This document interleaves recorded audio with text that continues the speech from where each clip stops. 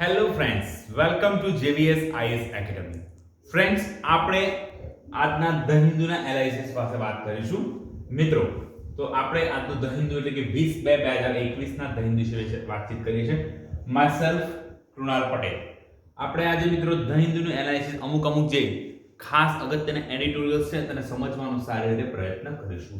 તો સૌપ્રથમ આપણે જેમ રેગ્યુલર શરૂ કરીએ છીએ રીતે આજે કોટથી શરૂઆત કરીએ છીએ. તો આજનો કોટ શું છે કે patience is a bitter but its fruit is sweet. હવે આના ઉપરથી તમે બીજું શું લગાવી શકો આશરો? એક તો તમે ગુજરાતમાં જો હોય, ગુજરાતી વિશે જાણતા હોય સારી રીતે, તો તમે સિમ્પલ આના માટે એવું કહી દો કે ભાઈ ધીરજના ફળ મીઠા. શું ધીરજના ફળ મીઠા? આ કહેવત અને આ કહેવતમાં કોઈ જ ફરક નથી. હવે આ શું છે? પેશન્સ ઇઝ અ બીટર, એટલે કે ભાઈ કડવું છે, અઘરું છે. આનો બીટર નો મતલબ એવું થતો હોય છે કે કડવું છે, અઘરું છે, પણ શું but it's fruit is sweet. પણ એને તમે જો પેશન્સ જાળવી રાખો, તમે ધૈર્ય રાખો, તો તમને એનું સારું ફળ મળે છે. એટલે અલ્ટિમેટલી તમે જે પ્રિપેરેશન કરી રહ્યા છો હાલ યુપીએસસીની, તો એક ટૂંકા સમયગાળાની પ્રોસેસ નથી, એક લાંબા સમયગાળાની પ્રોસેસ છે. સિમ્પલી તમને કહેવા જઈએ તો ભાઈ જનરલી કેવું થતું હોય છે, જનરલી વાત છે કે અમુક પાસે એક્સેપ્શનલ આપણી પાસે કેસ હોઈ શકે છે કે ભાઈ એ લોકોએ આરામથી 5 મહિના વાંચીને પ્રિલિમ કાઢીને તરત જ બધું કરી દીધું. પણ આપણે જનરલી જોતા હોઈએ છીએ કે ભાઈ એનસીઆરટી જે છે અને એના સિવાયની અગત્યની રેફરન્સ બુક છે, આ બધી વાંચતા હોય, આ બંને સમયગાળાની અંદર 6 મહિના જેવો સમય લાગી જતો હોય છે અમુક મેક્સિમમ. ઓકે, અમુક લોકો આનાથી ઓછા સમયમાં પણ કામ કરતા હોય છે. એના સિવાય પછી શું થાય તમારે ભાઈ કે મેથ્સની પ્રેક્ટિસ ને ભાઈ ઓપ્શનલ શું રાખવો છે એની તમે તૈયારી કરો ને ઘણું બધું એમ કરતા એટલે 12 મહિના ટોટલ, બીજા 6 મહિના એટલે ટોટલ શું છે 12 મહિનાનો સમય તમે એમાં લગાવી દો અને એ એક્ઝામ આપો. અને એક્ઝામનો સમયગાળો પણ તમે જુઓ, જનરલી મે મહિનાના આજુબાજુમાં લેવાતી હોય છે અને નેક્સ્ટ એપ્રિલની આજુબાજુ અથવા તો માર્ચની આજુબાજુ, એટલે એપ્રિલ મે એની આજુબાજુ રિઝલ્ટ આવતું હોય છે. તો શું થાય પછી આપણે કે ભાઈ 12 મહિના બીજા, એટલે કે આને તમે મિનિમમ 2 વર્ષની પ્રોસેસ ગણી શકો છો. કેટલા વર્ષની પ્રોસેસ ગણો છો? 2 વર્ષની આને પ્રોસેસ ગણી શકો છો. તો આની અંદર તમારે 2 વર્ષ માટે ધીરજ રાખવી પડે. ક્યારેક એવું થાય કે ભાઈ તમે છેક પહોંચો છો, ઇન્ટરવ્યુ આપી દો છો અને સફળતા પ્રાપ્ત કરી શકતા નથી. શું ઇન્ટરવ્યુ આપો અને સફળતા પ્રાપ્ત ન કરી શકો તો શું થાય ભાઈ? તમારે ફરી પ્રિપરેશન કરવાની આવી જાય વારો અને બધું તમારે ફરીથી બધું કરવું પડતું હોય છે. એટલા માટે જ અહીંયા આપણે કીધું છે કે ભાઈ શું patience is a bitter but it's a fruit is sweet. એનું જે ફળ છે એ મીઠું છે. અને આપણે તો ગુજરાતી લોકો છીએ તો આરામથી આના માટે કહેવત લખી છે કે ભાઈ ધીરજના ફળ મીઠા હોય. શું ધીરજના ફળ મીઠા હોય? પછી અમુક વખત ગરડા કહે છે કે દરેક વાતની અંદર ભાઈ ધીરજ રાખવી એ પણ સારી નથી.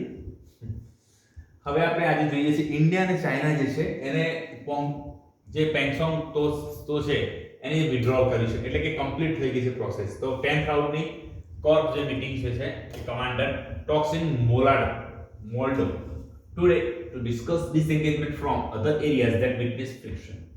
India and China have completed disengagement on the north and south banks of Gyeongsang-so Lake in eastern Ladakh. એટલે ભાઈ કે ઉત્તરી લદાખ જે છે, ઉત્તરી લદાખ. હવે આપણે તમારે એના વિશે સર્ચ ઇમેજ કરો, તમને આપણે વારંવાર કરતા છે. તમારે આ તો અત્યારે કરાવી દીધું, પછી તમારે રેગ્યુલર તમારે જોઈ લેવાનું કે ભાઈ કઈ રીતે છે કઈ રીતે છે. નોર્થન લદાખ, નોર્થન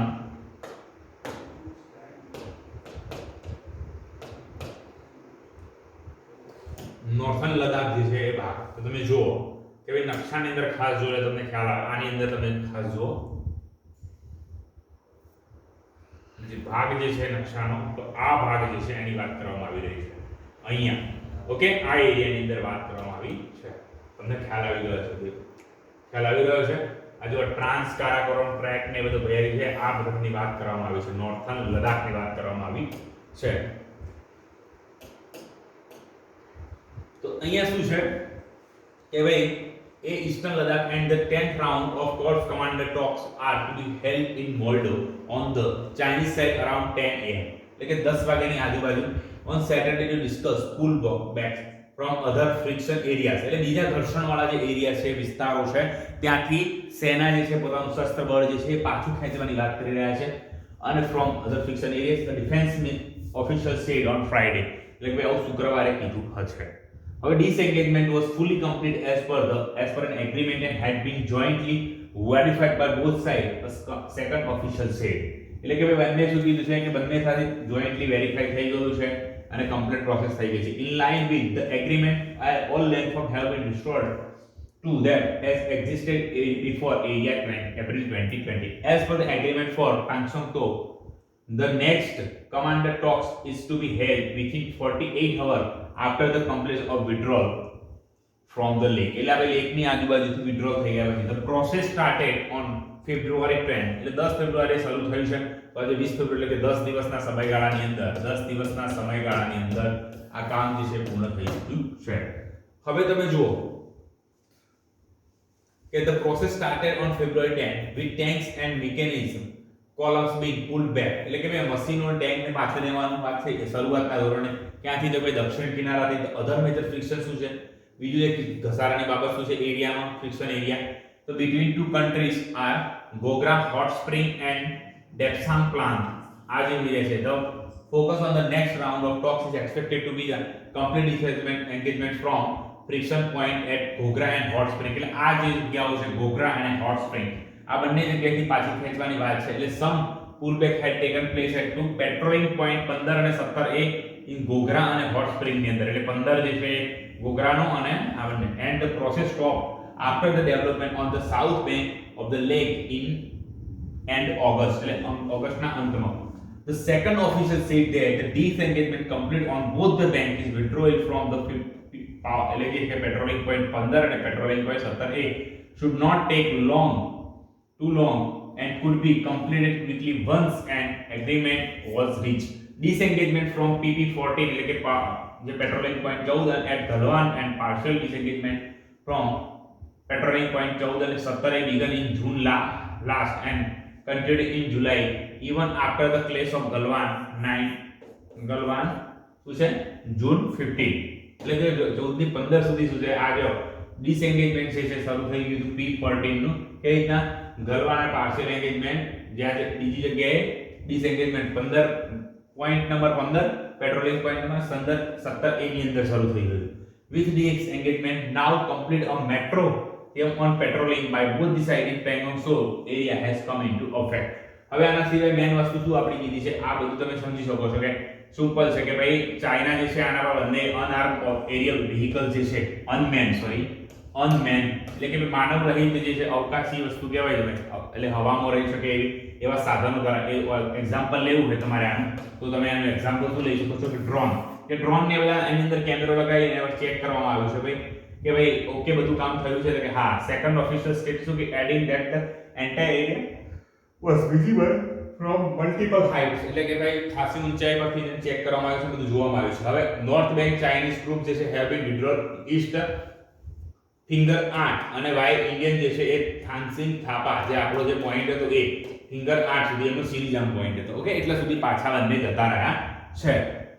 એટલે આ લેખની અંદર આ જે છે આપણું કામ પૂર્ણ થઈ ગયું છે એના બાબતે લેખ આપે એટલે એવો ખાસ જાજુ છે નહીં. હવે જે છે આ ગોલ્ડ પ્રાઇસ હાઇક ની વાત આવી ગઈ છે. એટલે તમે સમજો એક સિમ્પલ તમને વસ્તુ સમજાવું. બે વસ્તુ મેં તમને વાત કરી હતી કે ભાઈ એક છે ને પેટ્રોલ એટલે ક્રૂડ આઇટમ્સ અને બીજી શું છે ગોલ્ડ ને બધી આઇટમ. એ ઇન્ડિયાને મોસ્ટ ઓફ શું કરવી પડે એને ઓલવેઝ ઇમ્પોર્ટ જ કરવી પડે. શું કરવું પડે ઇમ્પોર્ટ જ કરવી પડે કારણ કે ભારતની અંદર જલ્દીથી મળી શકે એમ છે નહીં આ બંને વસ્તુઓ. એટલે કે બીજી બધી વસ્તુઓ જ્યારે છે આપણે એને ઉત્પન્ન કરી શકીએ. ક્યારે વાત આપણે કરી હતી કે ભાઈ લાસ્ટ એક બે લેક્ચર પહેલા આપણે જ્યારે વાત કરી કે ભાઈ ત્યારે આપણે વાત વચ્ચે કરી હતી કે ભાઈ આ બે વસ્તુઓ જે ખાસ જે છે આપણે ઇમ્પોર્ટ કરવી પડે બીજી વસ્તુ આપણે જાતે અહીંયા બનાવી શકીએ છીએ એ ઇલેક્ટ્રોનિક્સ આઇટમ્સની વાત કરતા હતા ત્યારે. તો તમે સમજો કે ક્રૂડ અને ગોલ્ડ જે છે બંને ઇમ્પોર્ટ કરવા પડે. હવે ગોલ્ડ માટે શું કીધું કે ગોલ્ડ જે છે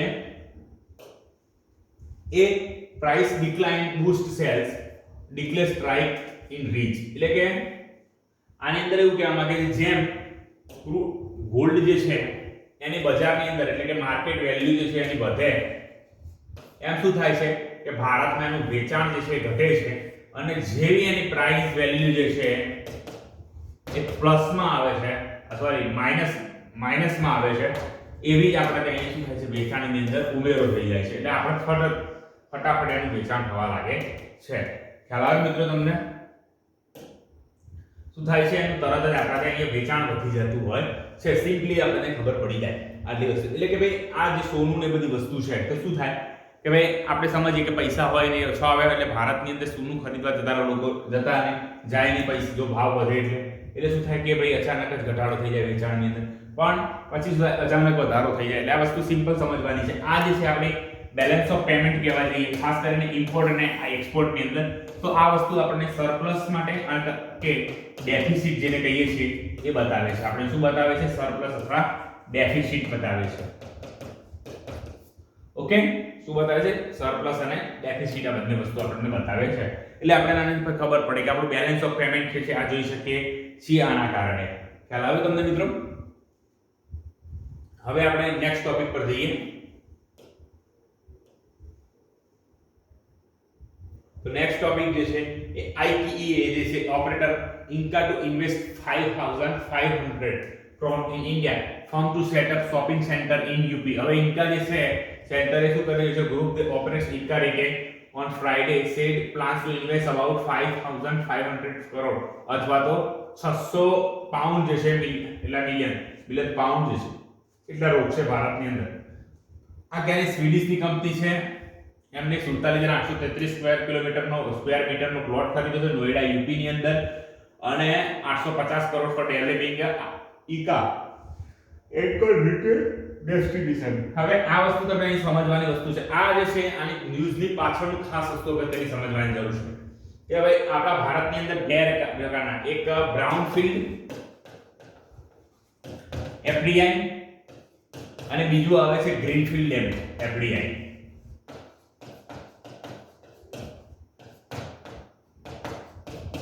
આ બંને FDI ના પ્રકાર છે. હવે તમે સમજો કે ભાઈ આ ગ્રીનફિલ્ડ આવે આપણને તો ફાયદો થાય છે આપણને મોસ્ટ ઓફ, ઓકે, પરંતુ બ્રાઉનફિલ્ડ આવે તો આપણને એટલો બધો ફાયદો થઈ શકતો નથી. કેમ? કારણ કે ભાઈ જે વસ્તુ છે એને બીજી કંપની કેપ્ચર કરી લે છે અથવા તો એને એક્વાયર કરી લે છે, પણ ગ્રીનફિલ્ડ ની અંદર એક નવું રોકાણ આવે છે, નવી FDI આવે છે જેના કારણે ભારતને સારા અંશે ફાયદો થાય છે. હવે આ બંને વસ્તુ આપણે સિમ્પલી સમજ્યા. એના ઉપરાંત હવે FDI જે આવે છે એના પ્રોઝ અને કોન્સ. તો એસ્પાયરન્ટની સૌથી સારી બાબત એવું કહેવાય કે ભાઈ દિવસને રાત ને રાતને દિવસ સાબિત કરે. પાછા એ જ એટલે એવું કહેવાય કે દિવસને રાત અને રાતને દિવસ સાબિત આરામથી કરી શકે. એટલે કે ભાઈ એના પ્રોસ અને કોન્સ બંને તમે એકબીજાને કહી શકો. તો સમજો તમે FDI આવે તો એના ફાયદા શું છે કે ભાઈ FDI આવશે એટલે ભાઈ કેપિટલ આવશે દેશની અંદર એક સાથે, સામ ટુ કેપિટલ આવશે. યસ. પછી શું છે કે ભાઈ એક્સપર્ટાઇઝ જે કહી શકાય એ એક્સપર્ટાઇઝ આવશે. ઉદાહરણ લઈએ તો Amazon ને અત્યારે ઉદાહરણ લઈએ તો Amazon શું કીધું કે અમે જે છે લોકો જે છે એ ડ્રોન દ્વારા અમારી વસ્તુઓ, શેના દ્વારા મિત્રો? ડ્રોન દ્વારા અમે અમારી વસ્તુઓ બીજાને મોકલાવીશું. તો આ એક શું થયું? સારું ઇનિશિયેટિવ થયું. ઓકે, પછી શું થાય? નવું એમ્પ્લોયમેન્ટ જે છે એ જનરેટ થાય. એટલે કે એમ્પ્લોયમેન્ટ અત્યારે હાલ ભારતની અંદર સૌથી મોટો હિસ્સો જે કહી શકાય અને ગલીમાં જેની ચર્ચા થઈ રહી છે એ એમ્પ્લોયમેન્ટ, અનએમ્પ્લોયમેન્ટ એટલે બેરોજગારીની વાત થઈ છે.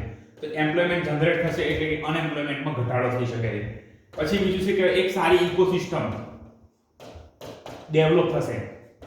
શું થશે? એક સારી ઇકોસિસ્ટમ ડેવલપ થશે. આ બધું જ જે છે એ ફાયદો થશે આરામથી. આપણને ખબર પડી કે હા આટલા ફાયદા તો આપણી પાસે છે, પરંતુ આના સિવાય તમને શું નુકસાન થઈ શકે છે? હવે સમજો કે આ કંપની જે છે હાલ તો ભલે 50 કરોડનું રોકાણ કરી દીધું છે, સોરી 500 કરોડનું રોકાણ કર્યું, ઉદાહરણ લઈએ.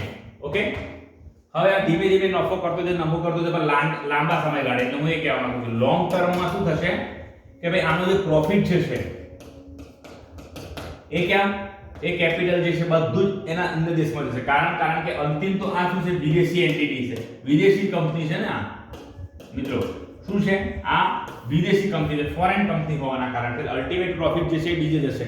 પછી અમુક સમયગાળા બાદ આપણને નુકસાન થતું હશે, પરંતુ હાલ આપણા વિકાસ માટે FDI જે છે એ ટૂંકા ગાળા માટે ખૂબ જ સારું છે, પણ લાંબા ગાળા માટે દેશ માટે એક પ્રકારે સારું તમે ન કહી શકો એવું છે. એટલે કે ભાઈ લોંગ ટર્મ કેપિટલ આઉટફ્લો જે છે એ ડોલરનો આપણો ઇન્ક્રીઝ છે. એટલે કે આનો મતલબ શું? આ બધું બહારથી ચૂકવાશે, ડોલરમાં ચૂકવાશે અને આપણું જે છે ફોરેન જે કહેવાય ફોરેન આપણું નાનું ડોલરની અંદર જે છે એની અંદર ઘટાડો થઈ જશે આપણા. ઓકે, ફોરેક્સ રિઝર્વ જે છે એની અંદર આપણો ઘણો બધો અંશે ઘટાડો થઈ જશે. એટલે આ વસ્તુ આપણે સમજવાની છે કે ભાઈ ન્યૂઝ જે આપેલા છે એની અંદર શું છુપાયેલી બાબત છે. એટલે તમને આ વસ્તુ ખબર પડી જાય કે હા બરાબર છે. સર જે કહી રહ્યા છે કે ભાઈ આ એફડીઆઈ આવે તો શું ફાયદા થઈ શકે અને શું નુકસાન થઈ શકે છે, એટલા માટે આપણે અહીંયા વાત કરવાની રહી છે. આ એક કંપની આવવાની સામે ઇન્વેસ્ટ કરવાની એક સારી બાબત છે અને આપણે યાદ રાખી શકીએ કે આ કઈ રીતે, તો ભાઈ a tweet from the official handle of the Noida authority, CEO said the investment would happen over the next 7 years. એટલે નેક્સ્ટ 7 યરની અંદર આ વસ્તુ કરવાની વાત કરી છે. હવે આપણે જે વાત કરી તમને એ ગ્રીનફિલ્ડ અને બ્રાઉનફિલ્ડ એફડીઆઈ ની વાત કરી દીધી. હવે સૌથી અગત્યની ન્યૂઝ જે અત્યારે આવે છે એ ટચડાઉન. તો જે શું છે કે ભાઈ નાસા દ્વારા પ્રજનન રોવર દ્વારા જે છે સરફેસ જે છે માર્સ એટલે કે ભાઈ મંગળ એના ઉપર ચંદ્ર પર આપણે શું છે કે ભાઈ પ્લેનેટ જે છે ત્યાં એમને શું કર્યું છે કે ભાઈ એક આ રોવર લઈ ગયા છે અને ડ્રોન ત્યાં ઉડાડવાનો પ્રયત્ન કર્યો છે. તો એના વિશે આપણે સમજવાનું છે. તો જોઈએ આપણે કે ભાઈ આની અંદર ધ શેડો ઓફ નાસા પ્રિઝર્વન્સ એટલે કે આ વસ્તુ જે એક્સપેરિમેન્ટમાં ખૂબ જરૂરી છે એની વાત કરીએ છે પર્સિસ્ટન્સ. તો rover is seen on the surface of Mars. હવે રોવર શું છે, રોવરનું નામ તમને ખબર પડી કે પ્રિઝર્વન્સ, પછી ક્રેટર એના ઝઝેરો. હવે આ જે પ્રિઝર્વન્સ રોવર જે છે એના વિશે થોડું ઘણી માહિતી મેળવી લે કે ભાઈ એનું 2300 પાઉન્ડ કરતા ઓછું છે એનું વજન. પછી તેને મેનેજ કરવાનું કામ નાસાની જેટ પ્રોપેલર લેબ દ્વારા કરવામાં આવ્યું છે. કોના દ્વારા કરવામાં આવ્યું છે, તો જેટ પ્રોપેલર લેબ દ્વારા કરવામાં આવ્યું છે. હવે આ માર્સ છે એ 2020 ના મિશનનો ભાગ છે. શેનો ભાગ છે, mission 2020, Mars mission 2020, Mars mission 2020 નો ભાગ છે. પછી રોવરનું મિશન છે ભૂતકાળમાં માઇક્રોબાયલ જીવનના સંકેત શોધવાનું, એટલે કે ભાઈ નાના જીવાશ્મો જે છે કહી શકો તમે, એટલે કે જીવન છે અસ્તિત્વ કે નહીં માર્સ ઉપર, એના વિશે શોધવાનો આ પ્રયત્ન છે. હવે રોવરનું મિશન જે છે હવે પછી શું પૂછશે કે માટીયા ખડકો અને ધૂળના નમૂનાઓ પણ એકત્ર કરશે, એટલે કે અહીંયા લાવીને એના વિશે સંશોધન કરશે કઈ રીતે છે, હવે આના ઉપર આગળ કઈ પ્રોસેસ કરી શકાય એ બધા માટે. હવે નાસાના ભૂતકાળના માર્સ રોવરની વાત કરવામાં આવે તો સોજોર્નર 1997, સ્પિરિટ એન્ડ ઓપોર્ચ્યુનિટી 2004 અને ક્યુરિયોસિટી 2012. આ પણ આપણે બધા કામ લાગે. ક્યુરિયોસિટી હોવી જોઈએ જાણવાની કંઈક નવી, જે આપણા અંદર ઉત્સાહ હોય, સ્પિરિટ હોવી જોઈએ, ઓપોર્ચ્યુનિટી માટે એનો લાભ ઉઠાવવો જોઈએ. તો આ બધી વસ્તુ કનેક્ટ કરીને તમે આરામથી યાદ રાખી શકો કે ભૂતકાળના માર્સ રોવર જે છે એના કયા કયા પ્રકારના હતા.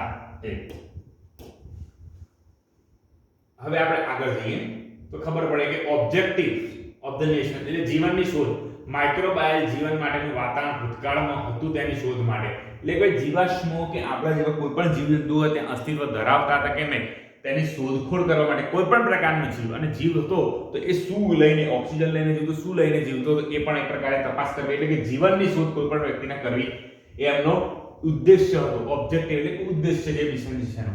સીકિંગ બાયો સિગ્નેચર એટલે બાયો ચિહ્નો ગોતવા, એટલે કે આ કીધું જીવન ચિહ્નોના ન હોય એટલે તમને કોઈ જીવાશ્મના જે પદ ચિહ્નો કે કંઈ પણ મળે તો તમે જાણી શકો છો કે ભાઈ કેટલું કામ, કેટલા લોકો ત્યાં કઈ હતું કે નહીં એના વિશે. પછી શું છે કેચિંગ સેમ્પલ, એટલે પથ્થર અને રેતના સેમ્પલ લેશે એટલે જાણી શકે કે ભાઈ ત્યાં કયા પ્રકારની રેતી છે અને કયા પ્રકારના ખનિજો છે. તો એવો પણ સમય આવી શકે બીજું કે જીવન અસ્તિત્વમાં આવે કે ના આવે પણ ત્યાંથી આપણને કદાચ એવા કહી શકો તમે આરામથી કે વસ્તુ કે પથ્થર કે રેમ મળી શકે કે ભારતની અંદર ન હોય સ્પેશિયલ રાઈટના, અને એના કારણે કંઈક સારું કામ થઈ શકતું હોય, એના ઉપર સારી સંશોધન કામકાજ થઈ શકતું હોય, એવા બધા કામ માટે પણ એને ઉપયોગ કરવામાં આવે છે. એટલે ભારત એટલે કે વિશ્વની અંદર વિશ્વનો મદદ લેવા મતલબ લેવાનું છે. આ ગયું છે નાસાનું મિશન, એટલે ભારત પણ ભવિષ્યમાં જાય તો ભારત પણ આ સેમ્પલ લઈને આવે તો જાણે કે ભાઈ આપણા કામમાં આ લાગી શકે એમ છે. પ્રિપેરિંગ ફોર હ્યુમન્સ એટલે હવામાનના ઓક્સિજન માટેનો ટેસ્ટ કરવો, એટલે શું કરવાનું, હવામાનના ઓક્સિજન માટેનો ટેસ્ટ કરવાનો કે ભાઈ કેટલું ઓક્સિજન છે એ બધા માટે. હવે મેજર કમ્પોનન્ટ શું છે, ભૂગર્ભ પાણી શોધવું, એટલે ઘણા લોકો એવું કહે છે કે ત્યાં જે છે એ એક સ્તરની નીચે અંડરગ્રાઉન્ડ કહી શકાય એ અમુક નદીઓ વહેતી હતી, એવું અમુક લોકો અમુક સંસ્થાઓને એવું પણ કહેવું છે. એટલા માટે આ બધું જોશે કે ભાઈ ભૂગર્ભ જે છે એની અંદર ખરેખર પાણી છે કે નહીં એના વિશે. હવે પછી શું છે કે ભાઈ રેડે ઇમેજર ફોર માર્સ સબસર્ફેસ એક્સપેરિમેન્ટ એટલે રિમફેક્સ જે છે એક ટેસ્ટિંગ હેલિકોપ્ટર, એટલે ટેસ્ટિંગ હેલિકોપ્ટરને અહીંયા વાત કરી છે કે ભાઈ આ એક પ્રકારનું નાનું હેલિકોપ્ટર ડ્રોન છે જે વાતાવરણમાં ઉડી શકે છે કે નહીં એનું ચેક કરવાનું છે કે ભાઈ એ વાતાવરણની અંદર ખરેખર ડ્રોન જે છે એ કામ કરી શકે છે કે નહીં એના વિશે વાત કરવાની છે. એટલે producing oxygen on Mars, MOXIE જે છે Mars oxygen intensity resource utilization experiment 300 watt પાવરનો ઉપયોગ કરી કાર્બન ડાયોક્સાઇડમાંથી 10 ગ્રામ ઓક્સિજન બનાવશે. કેટલો? ઓન્લી 10 ગ્રામ એના માટે 300 વોટ પાવરનો ઉપયોગ કરશે અને આ લઈ જવાનું છે મોક્ઝિપ. શું લઈ જવાનું છે મિત્રો? મોક્ઝિપ જે છે એને લઈ જવાની વાત કરવામાં આવી છે. ખ્યાલ આવે તમને આગળ મિત્રો? તો હવે આપણે આગળ વધીએ. ઓકે, તો આ વસ્તુ તમને આ માર્સ મિશન ની અંદર તમને ખ્યાલ આવી ગયો છે કે ભાઈ આ રીતનું તમને એક વખત બતાવી દઉં છું કે ભાઈ આ રીતનું આખું મિશન્સ ને એ બધું હતું કે ભાઈ આ રીતે ત્યાં છે માર્સ મિશન કરવામાં આવ્યું છે નાસા દ્વારા અને પર્સેવરન્સ રોવર દ્વારા. ખાસ કરીને ઉદ્દેશ્ય શું છે કે ભાઈ ત્યાં છે ઓક્સિજન બનાવી અને ત્યાં થોડા ટાઈમ લાંબો સમય રોકાય કે એવું કોઈ ઉદ્દેશ્ય છે એમનો ને બધું શોધખોળ પ્રપર કરે એ. અને બીજું ઓક્સિજનનું પ્રમાણ શોધી શકે કે ઓક્સિજન ત્યાંનું પેદા કરે કે એવું કંઈ કરવા માટેનું. અને બીજું સૌથી અગત્યનું જે કહી શકાય હાલ તો કે ડ્રોન ટેકનિકાલિટી ચેક કરી રહ્યા છે કે ભાઈ ડ્રોન ઉડી શકે છે એ ચેક કરવાનો પણ એમનો એક ઉદ્દેશ્ય અહીંયા રહેલો છે. આગળ જઈએ તો શું છે? Government said to likely file appeal against the can arbitration award. હવે આ એક કંપની છે મિત્રો કેન આર્બિટ્રેશન. તો હવે આની અંદર થયું છે એવું કે ભાઈ ભારત સરકાર જે છે એ આની પર ટેક્સ લગાવે છે. જો centre is likely to file an appeal against $1.4 billion international arbitration award won by Cairn Energy in tax dispute. હવે આ બહારની કંપની છે, ફોરેન કંપની છે આ, બરાબર, ભારતની અંદર આ કેન આવેલી છે. તો હવે આ કંપની જે છે મિત્રો હવે આમાં થયું છે એવું કે ભાઈ આપણે જે રેટ્રોસ્પેક્ટિવ ટેક્સ લગાવેલો છે, કહેલો રેટ્રોસ્પેક્ટિવ એટલે કે ભાઈ આપણે 2012 માં કંપની આવી છે. ઉદાહરણ તમને આપી રહ્યો છું અહીંયા આવી કે ભાઈ ફોર એક્ઝામ્પલ 2012 ની અંદર કંપની આવી છે કોઈ કઈ, ત્યારે આપણે એના ઉપર ઇમ્પોર્ટ એક્સપોર્ટ ગવર્નમેન્ટ પ્રકારનો ટેક્સ જે છે એ 12% લગાવીએ છીએ હાલ. હવે થાય છે એવું કે ભાઈ 2014 છે આવે છે ત્યારે વિચારે છે સરકાર અને ટેક્સ લગાવવાનું કરી દે છે કે ભાઈ હવે આપણે 14% ટેક્સ લગાવીશું. કેટલો? 14%. એટલે હવે આને રેટ્રોસ્પેક્ટિવ ઇફેક્ટ લગાવો તો ભાઈ અહીંયા પણ બીજા જે બાકી હતા એમાં 2% આપવા પડશે. કેટલા આપવા પડશે મિત્રો? તો 2% આપવા પડશે. એટલે 14 અહીંયા પણ 14 કરી દેવા પડશે તમે જેમ કરી. એટલે આ રેટ્રોસ્પેક્ટિવ ટેક્સ આને કહેવામાં આવે છે કે પૂરો કામ અસર જે છે એના દ્વારા એના ઉપર લગાવવામાં આવે છે, એના પર અસર કરતી હોય છે એ રીતે લગાવવામાં આવે છે. અને સામાન્ય રીતે થોડો સમજીએ ગુજરાતીની અંદર તો કેન આસ્કેની છે અમેરિકાની અને એક યુકે ની કંપની છે. ઓકે, આ એક ટેક્સ ડિસ્પ્યુટ છે ઇન્ટરનેશનલ આર્બિટ્રેશન દ્વારા નિરાકરણ લાવવામાં આવ્યું છે. શું ભારત સરકારે 1.4 બિલિયન કેન જે છે ડોલર એટલા ચૂકવવાના છે ભારતના નાણાં સચિવ કંપનીના અધિકારી સાથે આ બાબતે મીટિંગ કરી રહી છે, પણ હજી કોઈ નિષ્કર્ષ કેવું આવી રહ્યું નથી. હવે તમે સમજો કે આવો ચુકાદો આવવા પાછળનું કારણ શું? કારણ કે મોસ્ટ ઓફ આ લોકો કેસ ક્યાં લઈ જતા હોય છે? ભારતની અંદર નથી કરતા હોતા. ભારતની સુપ્રીમ કોર્ટમાં એમ કેમ કે ભાઈ શું થાય કે ભારતની ફેવરમાં આવે, પણ આ લોકો જે છે એપિલેટ કોર્ટ જે કહી શકાય ઇન્ટરનેશનલ કોર્ટની અંદર એપિલેટ કોર્ટની અંદર આ લોકો લઈ જતા હોય છે. અને ટ્રેડ એ લોકો કેવું કહે ટ્રેડ અને કોમર્સ જે છે વેપાર અને વાણિજ્ય તેને તમે જનરલી કહો છો તે એના ફેવરમાં વ્યક્તિ વિચારનારો હોય છે. એટલે સમજી શકો છો તમે એક સિમ્પલી વસ્તુને કે ભાઈ હું કૃણાલ પટેલ છું એ કોઈ વસ્તુના તરફેણની અંદર માનતો વ્યક્તિ છું, તો શું કરીશ હું કોની તરફેણમાં જજમેન્ટ આપીશ? તો કે ભાઈ આના તરફેણમાં જ મારા જજમેન્ટ હશે. શું આના તરફેણની અંદર જ મારા જજમેન્ટ હશે? એટલે કેવું થાય છે કે ભાઈ આ લોકોના ફેવરની અંદર જજમેન્ટ આપવામાં આવ્યું છે. અને ઓલવેઝ રાષ્ટ્ર શું વિચારે છે? કોઈ પણ દેશ જે છે એ શું વિચારે? પોતાના તરફેણની અંદર વાત કરતું હોય છે કે ભાઈ અમારા તરફેણની અંદર નિર્ણય આવે એવી વાત કરતું હોય છે. એટલે આ આખો જે મામલો છે એના ઉપર ફસાયેલો છે આખો કેસ. તો આને આપણે જોવાનો પ્રયત્ન કરીએ.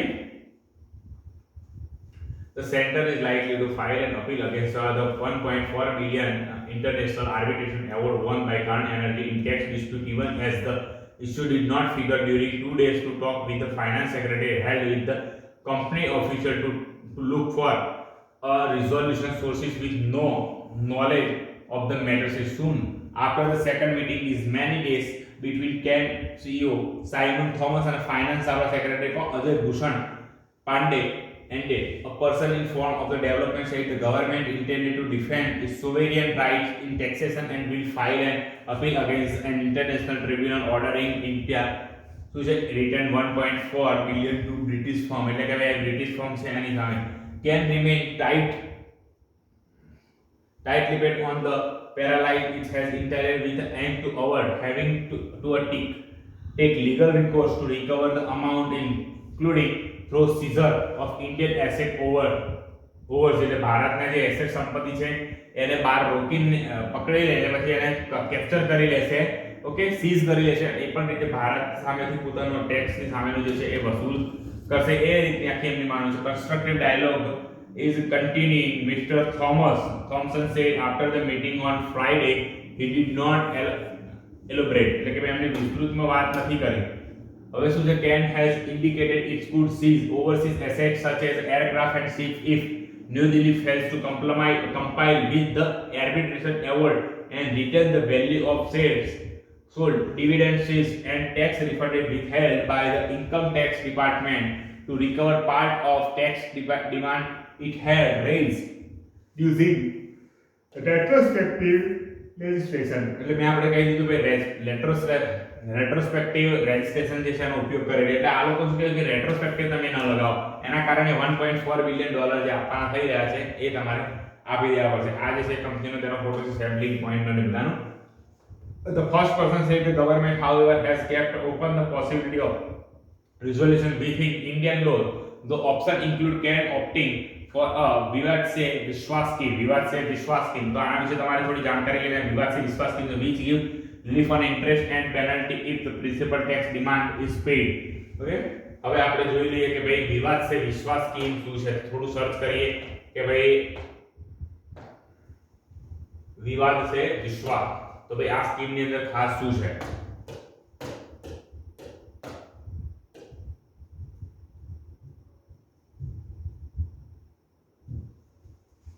વિવાદ છે વિશ્વાસ. હવે આ સ્કીમ જે છે એની વાત છે. Deadline for filing declaration under Vivad se વિશ્વાસ સ્કીમ એક્સટેન્ડેડ ડિટેલ્સ હિયર. હવે જો આ 17 માર્ચ 2020 ના દિવસે લાવવામાં આવેલી છે, કઈ રીતે ડાયરેક્ટ ટેક્સ માટેની બાબત છે. વિવાદ છે વિશ્વાસ act 2020 was enacted on March 17, okay, 2020 with the objective to reducing pending income tax legislation. એટલે ભાઈ જે છે એમના પેન્ડિંગ હોય ટેક્સ એ બધાના માટે આપવામાં આવેલું છે.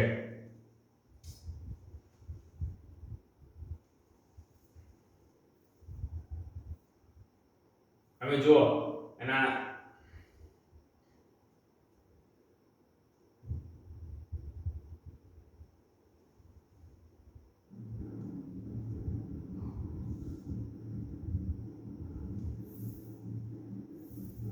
તમે આના વિશે થોડુંક માહિતી મેળવવી હોય તો તમારે ગવર્નમેન્ટ ઓફ ઇન્ડિયાની સાઇટ ઉપર જઈએ, પણ આ વેબ પેજ જે છે અવેલેબલ અત્યારે નથી એટલા માટે આપણે નહીં મળી શકે. પરંતુ આપણે તમારે ક્યાંય પણ નેટ પર સર્ચ કરીને વિવાદ છે વિશ્વાસ સ્કીમ વિશે થોડા સારા એવા પ્રમાણમાં જાણી લેવું. કારણ કે જ્યારે પણ કોઈ મુદ્દો એકબીજાથી સંકળાયેલો હોય તો એને પૂછાવાની કે એ રીતની સંભાવના જે છે એ વધી જતી હોય છે. મેન્સની અંદર પણ પૂછાઈ જતી હોય છે, સંભાવના વધુ રહી જતી હોય છે, અને ઇવન પ્રિલિમ્સની અંદર પણ સારી એ પ્રમાણમાં સંભાવના જે કહી શકો પ્રોબેબિલિટી એ રહી જતી હોય છે. એટલે આપણે આજના દિવસની અંદર તમે જોઈ શકો છો કે ભાઈ આપણે કયા કયા આર્ટિકલો આજના ન્યૂઝપેપરના કવર કર્યા છે મોસ્ટલી. તો આપણે યુનિક પ્રકારનું થોડુંક આજે લીધા, કારણ કે શું છે મોસ્ટ ઓફ જે છે એક આ તો આપણો રેગ્યુલર આઈઆર નો એક મુદ્દો કહી શકો, ઓકે, એ રીતનો આપણે લઈ લીધો આઈઆર ઇન્ટરનેશનલ રિલેશન્સ બાબતનો. પછી શું ગોલ્ડ પ્રાઇસ એટલે કે બજાર કઈ રીતના કામ કરે છે, બેલેન્સ ઓફ પેમેન્ટની થોડી ઘણી વાતચીત કરી કે ભાઈ ઇમ્પોર્ટ અને એક્સપોર્ટ જે છે એના ઉપર આખું બધું નિર્ભર કરતું હોય તે શેના ઉપર નિર્ભર કરે છે મિત્રો. આ એક પ્રકારે ઇમ્પોર્ટ અને એક્સપોર્ટ એના ઉપર નિર્ભર કરે છે.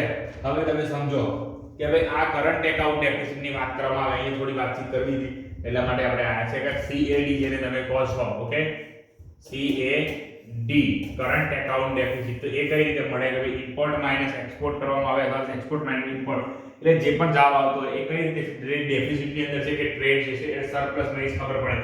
FDI કે FII દ્વારા ટ્રેડ એકાઉન્ટ જોવામાં આવતું હોય છે. હવે જો ઇન્કમ જે છે એક્સપેન્ડિચર કરતા ઓછી હોય, સમજો તમે કે income is less than expenditure, એટલે કે ભાઈ ખર્ચ કરતા શું છે ઓછી છે, તો આનો મતલબ શું છે કે ઓલવેઝ આપણો જે ટ્રેડ જે છે એ માઈનસમાં જ જશે.